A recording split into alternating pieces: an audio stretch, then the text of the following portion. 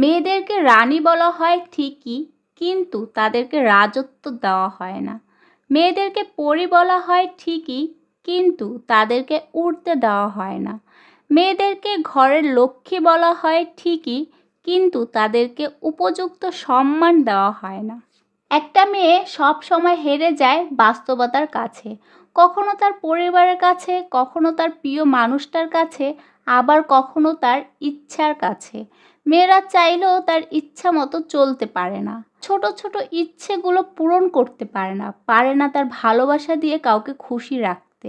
সারা জীবন কাটিয়ে দিতে হয় মানিয়ে নিতে নিতে, অবহেলা, অপমান, লাঞ্ছনা নিয়ে বেঁচে থাকতে হয় মেয়েদেরকে। আসলে মেয়েদেরকে সবাই নিজেদের সুবিধা মতো ব্যবহার করে যায়, বিবাহিত হোক বা অবিবাহিত। মেয়েরা সবাই এই সমাজে লাঞ্ছিত, কেউ তাদেরকে তাদের মতো বুঝতে চেষ্টা করে না।